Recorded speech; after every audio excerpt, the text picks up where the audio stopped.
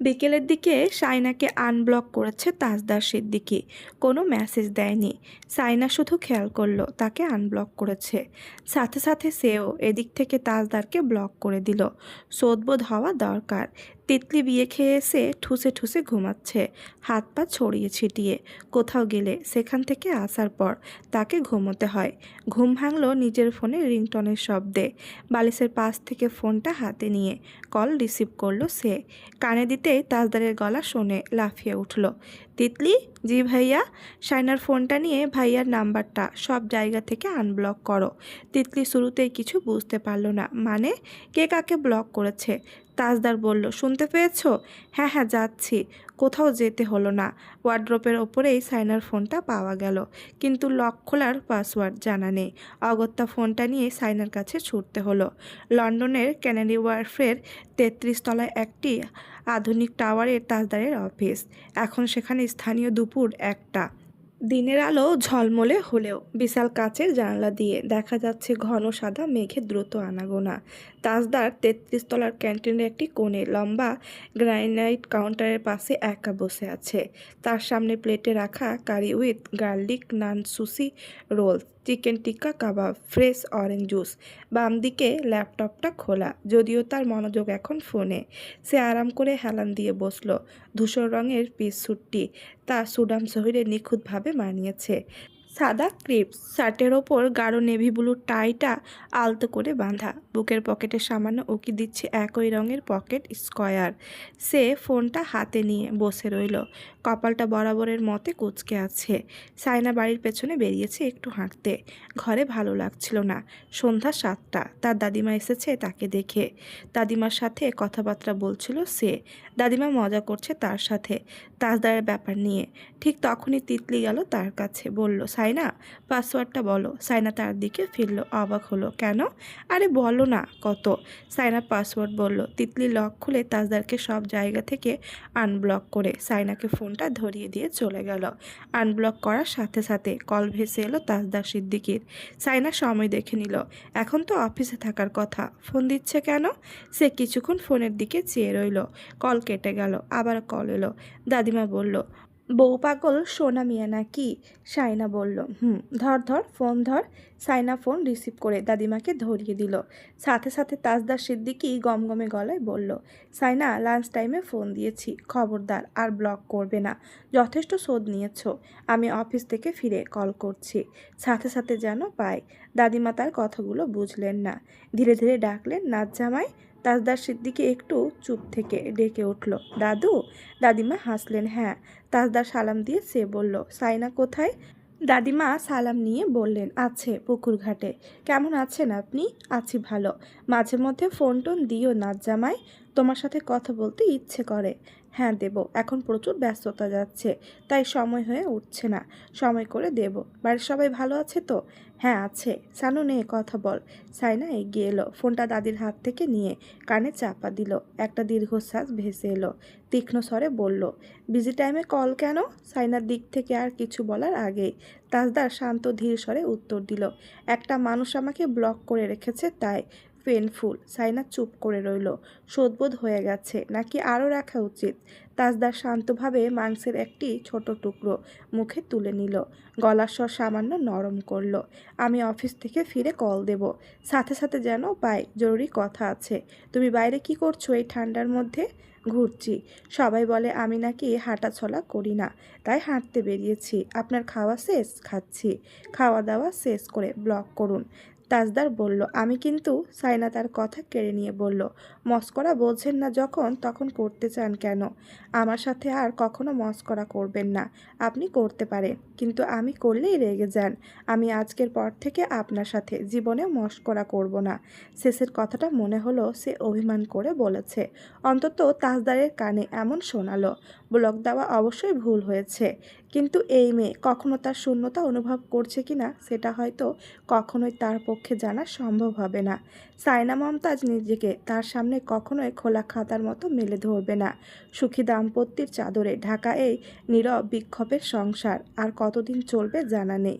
তাজদার সিদ্দিকী এবার ধীরে ধীরে হাল ছেড়ে দিচ্ছে। তার এত আগ্রহ সত্যি কমানো দরকার। একপাক্ষিক ভালোবাসা বোঝা আর কতক্ষণ বহন করা যায়। শায়নার চুল খোলা, ড্রেসিং টেবিলের সামনে দাঁড়িয়ে সে সাজগোজ করছে। রাতে স্কিন কেয়ার করে ঠোঁটে হালকা লিপস্টিক দিয়েছে, এখন হাতে চুড়ি পরছে। সাজগোজ করলে তার মন ভালো হয়ে যায়, বোরিংনেস কমে।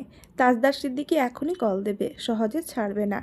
1.5-2 ঘন্টা এই সেই কথা বলতেই থাকবে। অবশ্য আজকের অন্য কাজও ছিল, তাই এখনও ফোন করে কিছু জানায়নি। তৃপ্তি কম্বল মুড়ি দিয়ে ঘুমাচ্ছে আর মাঝে মধ্যে এক চোখ খুলে সাইনাকে দেখছে। সাইনা সেটা খেয়াল করলো, বলল, বাঁদরনি ওঠো, সাজিয়ে দিই। ঘুমের ভান ধরে লাভ নেই। তিতলি ফিক করে হাসলো, লাজুক ভঙ্গিতে বলল, ভাইয়া ফোন করবে তাই সাজছ?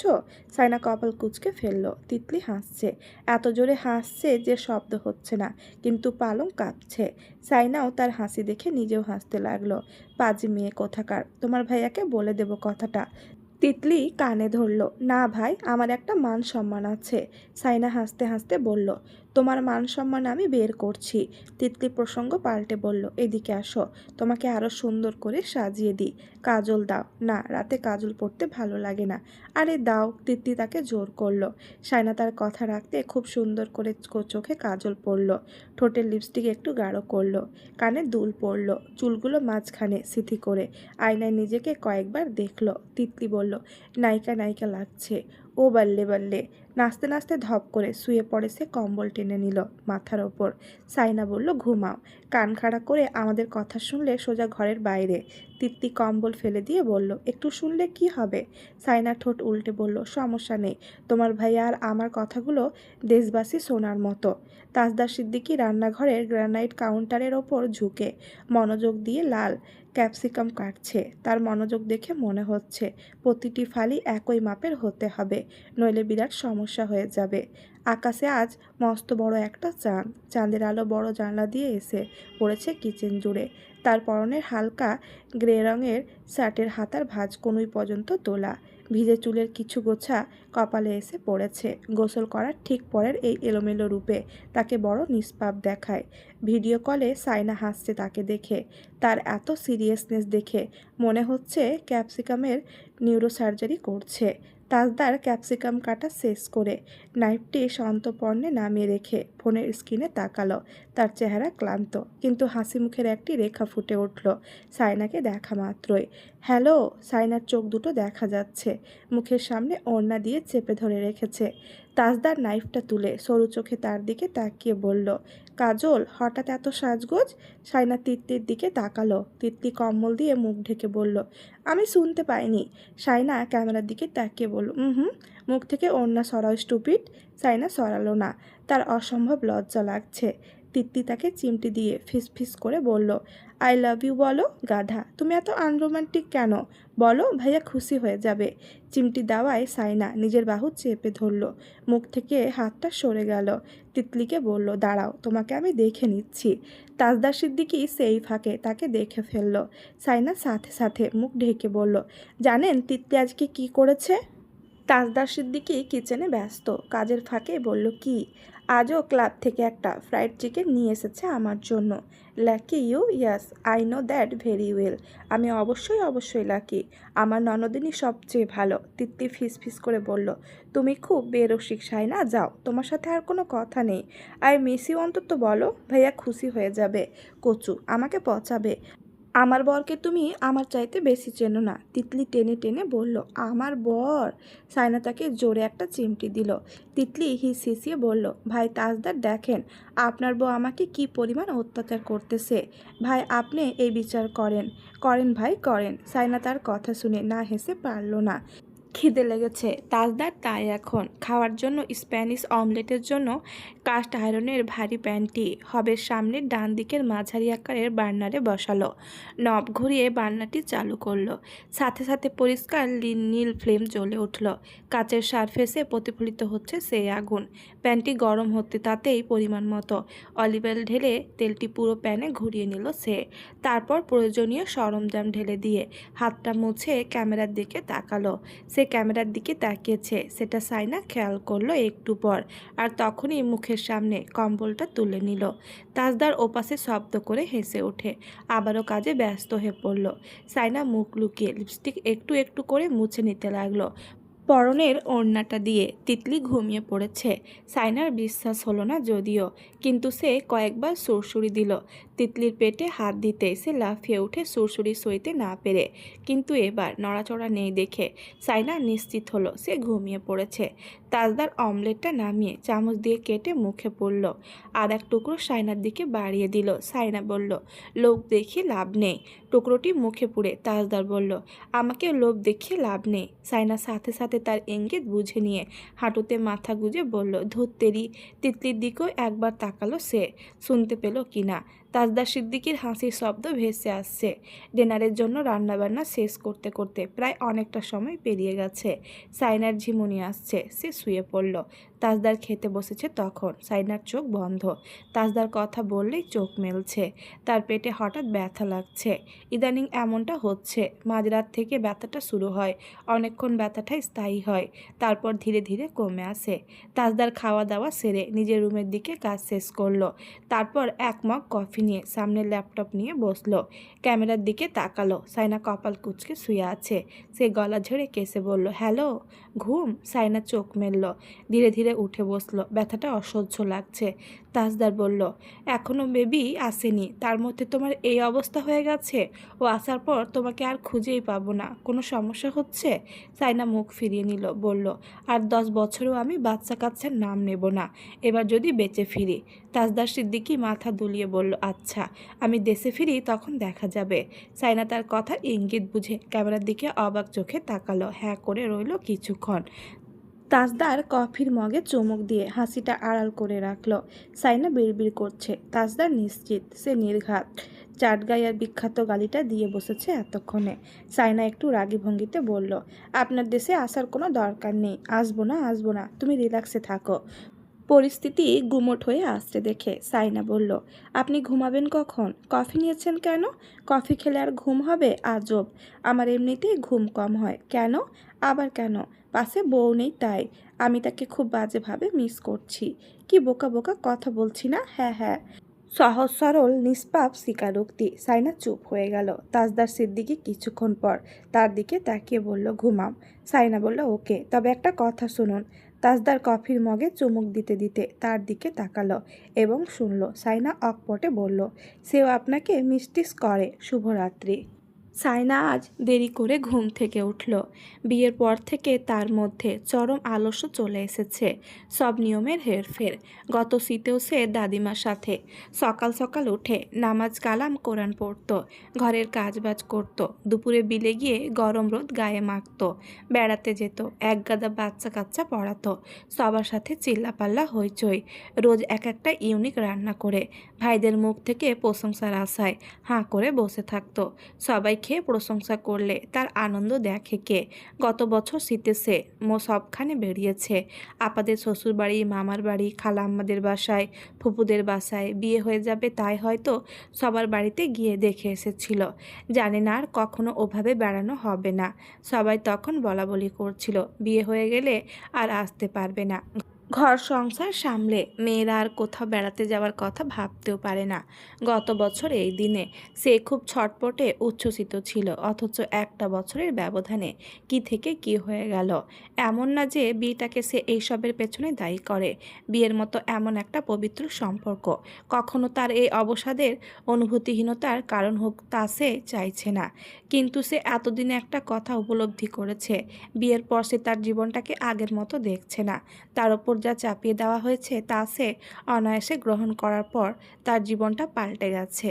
তার মধ্যে থেকে আত্মবিশ্বাস চলে গেছে। নিজেকে নিয়ে সে ভাবছে না অন্যরা কি ভাবছে, কি বলছে, সেদিকে তার ফোকাস চলে গেছে। নিজেকে সে সময় দিচ্ছে না। নিজের প্রতি তার ভালো লাগা, ভালোবাসা কমে গেছে। এমন জীবন তো সে চায়নি। সে সবসময় জীবনটাকে উপভোগ করতে চেয়েছে, মন খুলে হাসতে চেয়েছে, প্রাণ খুলে বাঁচতে চেয়েছে। কিন্তু এখন নিজেকে এত অসহায়, দুর্বল আর আত্মবিশ্বাসের অভাব বলে মনে হচ্ছে কেন? ব্রাশ করতে করতে সে এইসব ভাবতে লাগলো। কয়েকদিন ধরে এইসব ভাবনা তার মাথায় ঘুরপাক খাচ্ছে। তার এখন কিসের অভাব? যখন থেকে বুঝ এসেছে তখন থেকেই সে চেয়েছিল পড়াশোনা শেষ করে কিছু একটা করবে, যাতে কখনো কারোর ওপর ডিপেন্ডেন্ট হতে না হয়। তারপর বিয়ে শাদী যা হবার হবে। তার মনের মতো মানুষকে সে বিয়ে করবে। কিন্তু পড়াশোনা শেষ হবার আগে বিয়ে হয়ে গেল। বিয়ের আগে সে যথেষ্ট শক্তপোক্ত ছিল, এখন ততটাই নড়বড়ে।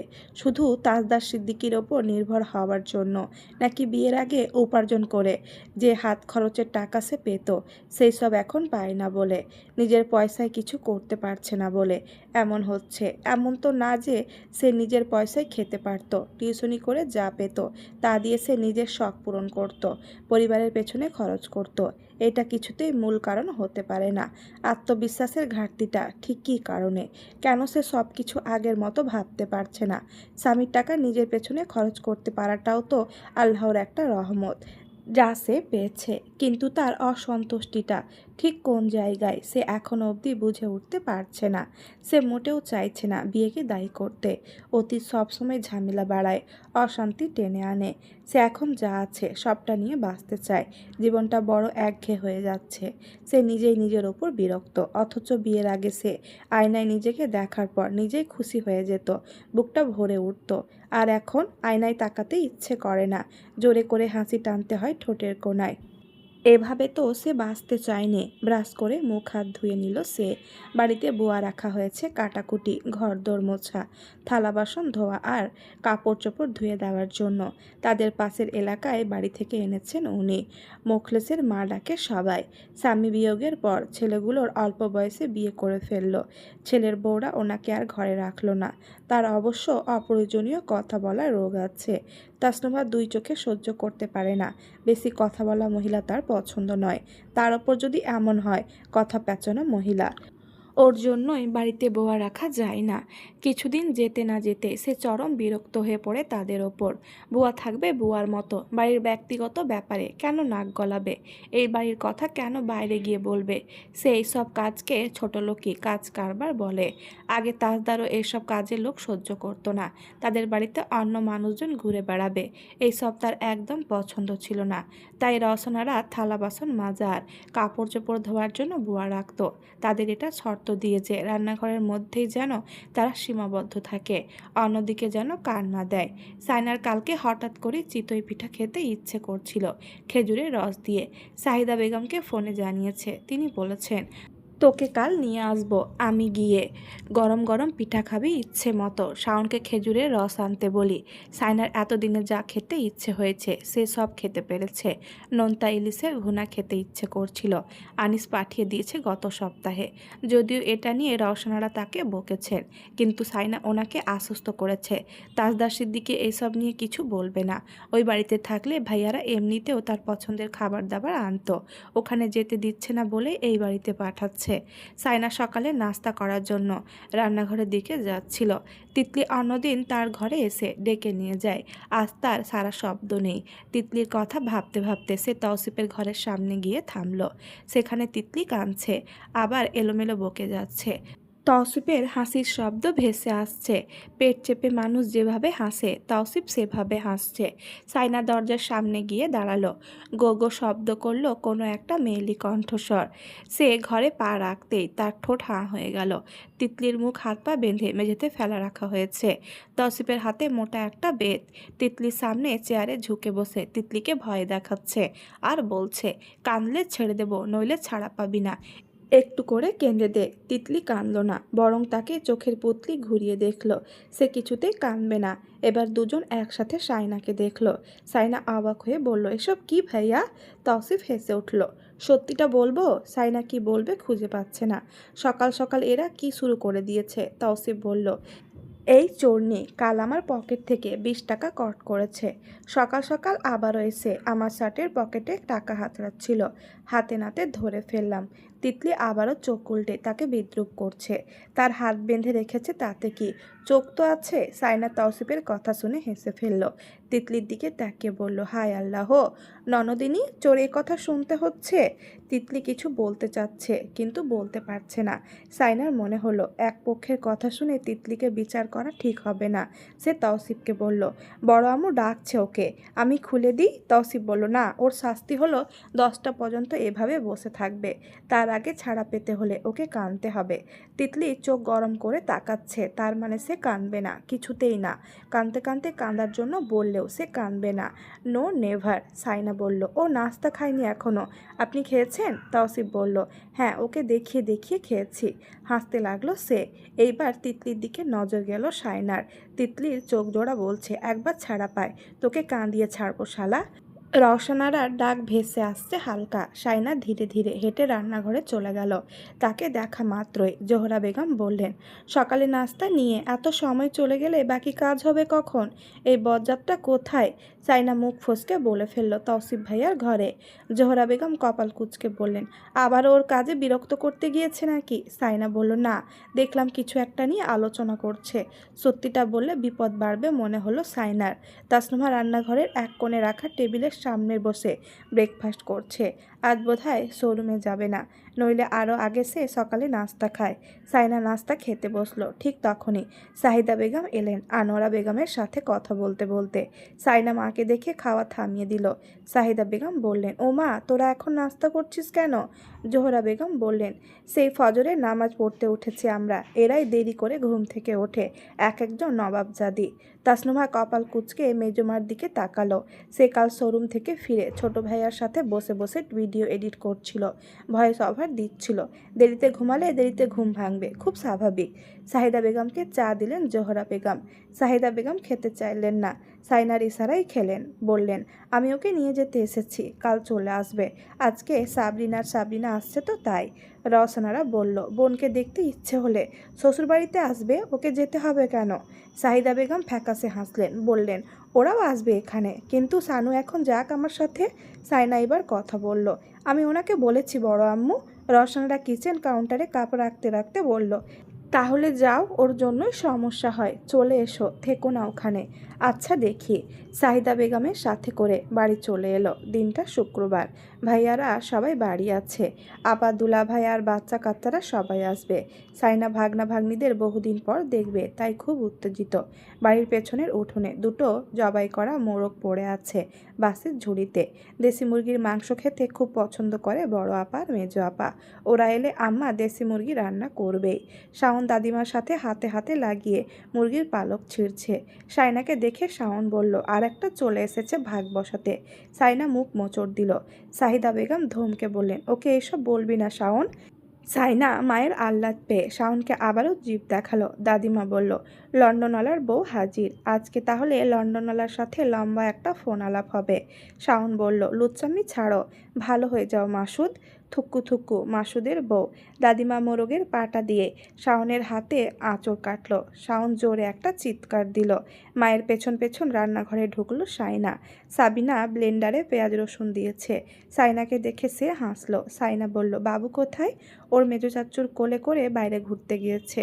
সাহিদা বেগম বললেন, চেয়ারে বস, নারকেল পুরি খাবি? সকাল সকাল বানালাম।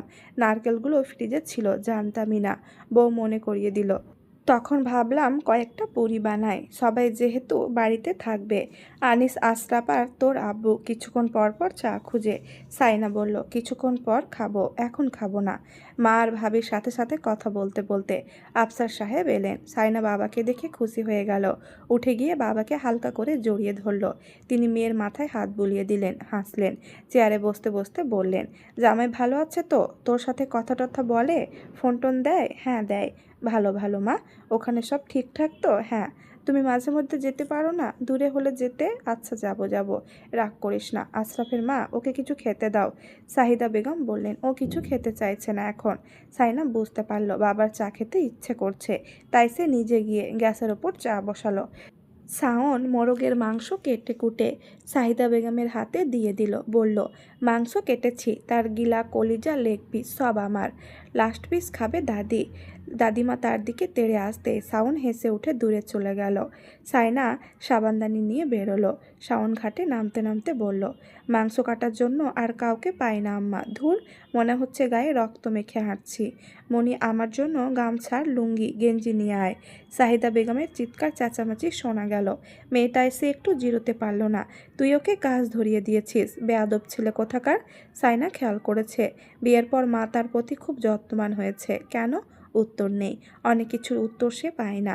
শাওন মায়ের বকুনি খেয়ে পুকুরে ঝাঁপ দিতে দিতে বলল, বউ এনে দাও। কথাটা শুনে সাইনা হেসে ফেলল।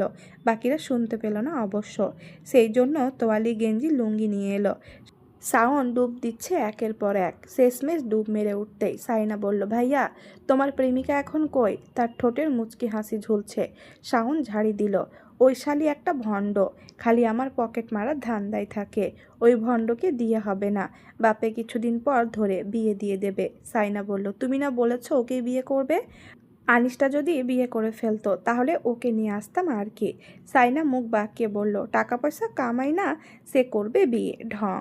শাওন গায়ে সাবান মাখতে মাখতে বলল, তোর জামাইয়ের মতো যদি টাকা থাকতো তাহলে বিদেশ থেকে এসে খপ করে একটাকে ধরে বিয়ে করে ফেলতাম। পুরুষ মানুষের দাম টাকা পয়সায়, বুঝলি?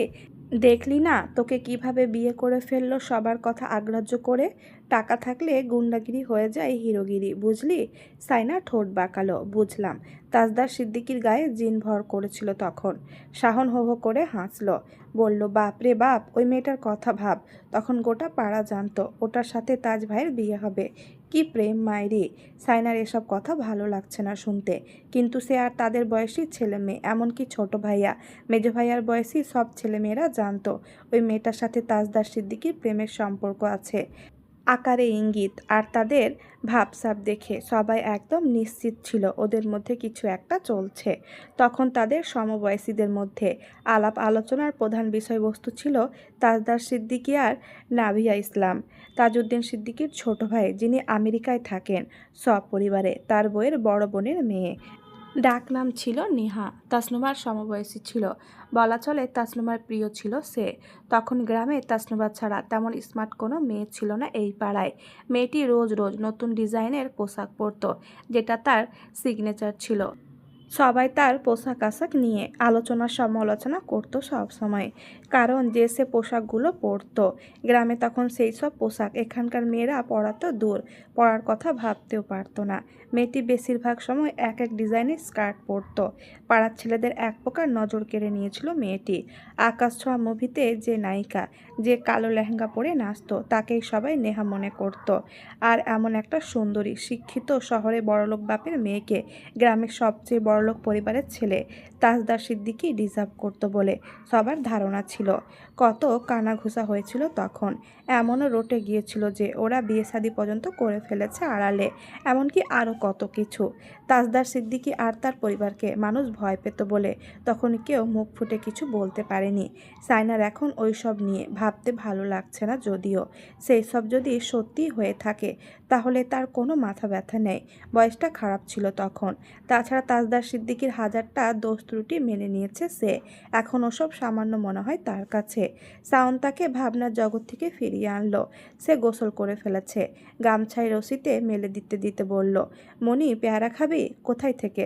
আমি এনেছি কাল পাহাড়ি পেয়ারা, দাঁড়া। সে পেয়ারা কেটে নিয়ে এলো। সাইনা সাহিদা বেগমকে ডেকে বলল, আম্মা, একটু লবণ মরিচ দাও তো। সাহিদা বেগম প্লেটে করে লবণ মরিচ নিয়ে এলো। সাইনা পেয়ারায় মরিচ মেখে খাচ্ছিল। তখনই আনিস এলো বাড়ির পেছনের উঠোনে। সাইনাকে দেখলো, বলল, কি খাচ্ছিস এসব? রোদের মধ্যে আছিস কেন? পেয়ারা ভাইয়া, রোদ ভালো লাগছে। আনিস ফোনের দিকে চেয়ে বলল, তোকে নাকি ফোনে পাচ্ছে না। সাইনা হতচকিত হলো, সাথে সাথে প্রশ্ন করলো, কে? তাজ। সাইনা একটু লজ্জিত হলো। আনিস তার দিকে এগিয়েছে ফোন বাড়িয়ে দিল, আমারটাতে কথা বল আপাতত, কথা বলা শেষে ঘরে রেখে আসিস। সাইনা হাত বাড়ানোর আগে শাওন ফোন কেড়ে নিল, বলল, ভাইয়া, এই মডেলটা আমাকে দিয়ে দাও, তোমাকে এর চেয়ে একটা ভালো মডেল দেব।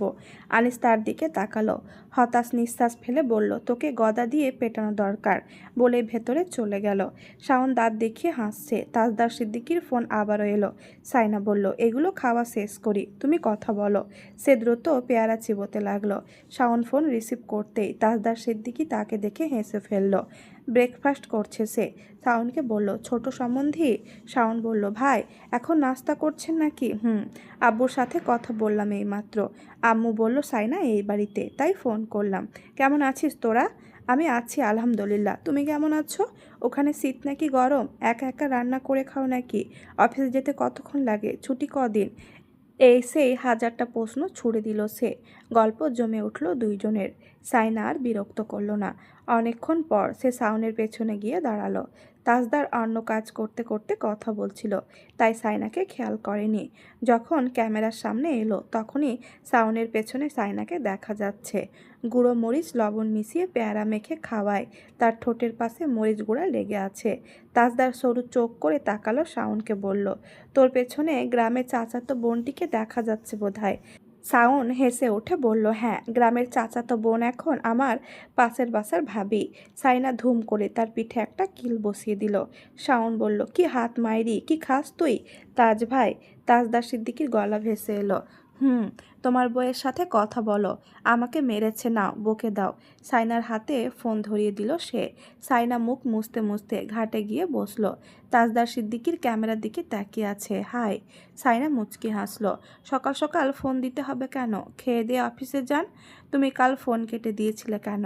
শেষ মুহূর্তে কি বলেছিলে আমি শুনতে পাইনি। শুরু হয়ে গেছে লজ্জা দেওয়া। সাইনা বলল, আমিও ভুলে গিয়েছি। না, আবারও বলো। সাইনার ভালো লাগে তাজদার সিদ্দিকী এমন পাগলামি করলে। এগুলোই তার কাছে পাগলামি, কারণ তাজদার সিদ্দিকীর মতো মানুষের সাথে এসব বেমানান। কয়েক বছর আগেও সে কখনো স্বপ্নেও ভাবতে পারেনি তাজদার সিদ্দিকীর মতো মানুষ তার স্বামী হবে, তার সন্তানের বাবা হবে, তাকে এতটা ভালোবাসা দেবে আর তার এত যত্ন নেবে। সে তখন এসব চায়নি, কখনো ভাবনাতেও আসেনি। তাজদার সিদ্দিকীকে সে কখনো কল্পনাও করেনি ওভাবে। তাই এখন তাজদার সিদ্দিকী এমন উদ্ভট কথাবার্তা বললে আর তার মুখে কিছু শুনতে চাইলে তার ভালো লাগে। বলা চলে তাজদার সিদ্দিকীকে জ্বালাতে তারও ভালো লাগছে আজকাল। কিন্তু মাঝে মধ্যে মনে হয় একসময় এইসব আর করবে না তিনি। তখন এখনকার কথা ভেবে নিজেকে ধিক্কার দেবেন। হয়তো ভাববেন, আমি চাইলেই তো এর চেয়ে ভালো বাড়ির সুন্দরী মেয়েকে বিয়ে করতে পারতাম। কেন শুধু শুধু এটার পেছনে এত মেহনত করলাম? কেন শুধু শুধু এত নিচু হলাম এরকম একটা মেয়ের কাছে? বলো, কি বলেছ? সাইনার ভাবনার সুতো ছিঁড়ে গেল। সে ছোট্ট করে বলল, না। তাজদার সিদ্দিকী অবাক হয়ে গেল। কি না? সাইনা বলল, কথা কম বলেন, চলুন আপনাকে সব দেখায় ঘুরে ফিরে। বিলে যায়। সাইনা হাঁটতে হাঁটতে বাড়ির পেছনের বিলের কাছাকাছি চলে গেল। তাকে সেখানে দেখে রওশনারা চিৎকার করছে, এমন সময় তুমি ওখানে কেন? এই অবস্থায় কেউ বিলের ধারে যায়? খারাপ বাতাস লাগলে তখন তাজের জন্য বাড়িতে টিকতে পারবো? আশ্চর্য। তোমার মা কোথায়? আশরাফের মা? সাইনা দ্রুত চলে এলো। উফ, একটু ঘুরলেও সমস্যা। চল না সুজন, মিলে দুজন নীলই আকাশে ভাসি, দেখুক লোকে এই দু চোখে তোর ওই দু চোখের হাসি। চল না সুজন, হারাই দুজন, বিনা দোষে হোক ফাঁসি, দেখুক লোকে অবাক চোখে কতটা ভালোবাসি। তিতলি গান গাইতে গাইতে চুল শুকিয়ে নিয়ে আঁচড়াচ্ছে। ঘরের হিটার কাজ করছে না, রিপেয়ার করাতে হবে। তাসনুমা আজ ড্রায়ার দিয়ে চুল শুকায়নি। গোসল করার পর তার খুব ঠান্ডা লাগছে, ঘরের মধ্যে থাকতে ইচ্ছে করছে না। তাই সে চুল মুছে সোজা উঠোনে নেমে এলো। তাদের উঠোনে রোদ পড়ে সকাল 10টার দিকে। এখন রোদ সরে গিয়েছে সাইনার মেজো চাচাদের উঠোনে। তাসনুভার ইচ্ছে করছে একটু রোদ গায়ে মাখতে। এই সময় ছাদে উঠলে আম্মু বকবে, চুল খুলে দাঁড়ালে আরও বেশি বকবে।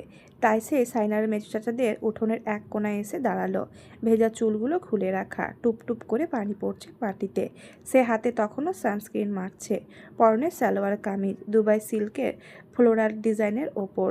এই ফেব্রিকটা তার কাছে ভীষণ আরামদায়ক এবং ক্লাসি লাগে।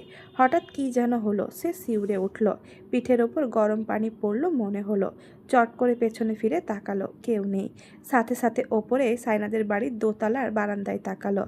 কালো শার্ট পরা একজন চরম অভদ্রলোক দাঁড়িয়ে। আনিস ভাই আপনি? আনিসের গলা ব্যথা, তাই সে বড় একটা মগে করে গরম পানি নিয়ে অল্প অল্প করে খাচ্ছিল। শীতকালে গরম পানি না খেলে তার গলা ব্যথা বাড়ে, কিন্তু পানি বেশি হওয়ায় সে আর খেতে পারছিল না। তাই ছুঁড়ে মেরেছিল মেজো চাচাদের উঠোনের কোণায়, যেখানে মানুষ থাকার কথা নয়। তাসনুভা থাকার কথা তো প্রশ্নই ওঠে না, কিন্তু এটা কি হয়ে গেল? এখন মেয়েটা তো গোটা বাড়ির মানুষকে এক জায়গায় করবে। সে নিজ কর্মদোষে হতচকিত হয়ে দাঁড়িয়ে রইল, মগটা হাতে কোলে নিয়ে। তাসনুভা তাকে কোনো কথা বলতেই দিচ্ছে না। তার চেঁচামেচি শুনে সবাই একসাথে বেরিয়ে এলো। সাইনার আপা, দুলাভাই, ভাবি ভাই সবাই, এমনকি সাহিদা বেগম আর আশরাফ সাহেবও, সাইনার চাচি আর অন্যান্য পাড়া প্রতিবেশীরাও। সাহিদা বেগম তোয়ালি নিয়ে ছুটে এসে তাসনুভার পেট চুল মুছে দিতে দিতে বলল, ও দেখেনি মা, তোমার দিকে কেন ও পানি ছুড়বে? রাগ করো না, চলো ঘরে চলো। না, আপনার সাথে কোনো কথা নেই। সে তখন থেকে আঙুল দিয়ে নির্দেশ করে একটা কথা বলে যাচ্ছে। আপনি নিচে আসেন আনিস ভাই। আনিস শান্তভাবে বলল, ঘরে যাও, কাপড়টা পাল্টে নাও, জুমাবার, সিন ক্রিয়েট করো না। তৌসিফ ওকে নিয়ে যা। তৌসিফ এতক্ষণ কোমরে হাত রেখে তাসনুভাকে দেখে যাচ্ছিল। এবার ইটের গাঁথনির ওপর বসে পড়ল, বলল, আরও চিল্লা, কুত্তাগুলো না আসা পর্যন্ত চিল্লা। তাসনুভার নাক মুখ লাল হয়ে গেছে রাগে। আনিস ভাই এটা ইচ্ছাকৃতভাবে করেছে। সে আঙুল উঁচিয়ে বলল, আপনি নিচে নামুন, আপনাকে লাগবে। সাইনার দুলাভাইরা হাসছে, খুঁচিয়ে খুঁচিয়ে আনিসকে বলছে, আপনাকেই লাগবে। আনিস আরও শান্ত কণ্ঠে একটু বিরক্তি মিশিয়ে বলল, আমি নামবো না। তাসনুভা আরও রেগে গিয়ে তার দিকে তাকিয়ে বলল, আপনি কিভাবে না নামেন আমি দেখব। আনিস মাথা নেড়ে বলল, নামবো না, দাঁড়িয়ে থাকো ওখানে। ততক্ষণে রওশনারা আর তাজউদ্দিন সিদ্দিকীও বাইরে চলে এসেছে। এসেই দেখলো তৌসিফ বসে বসে তাসনুভাকে ভিডিও করছে, আর তিতলি তার পেছনে বসে বসে কপাল কুঁচকে মনোযোগ সহকারে ভিডিও ক্যাপচার দেখে যাচ্ছে। সাহিদা বেগম, সাবরিনা, আশরাফ, আফসার সাহেব, দাদিমা কারো কথা কানে না তুলে তাসনুভা তখনও একটা কথাই বলে যাচ্ছে, আপনি নিচে আসুন আনিস ভাই, আমি আপনার সাথেই কথা বলবো। আমার আপনাকেই লাগবে, নিচে আসুন। আজ সালিস বিচার না করে সে এখান থেকে নড়বে না।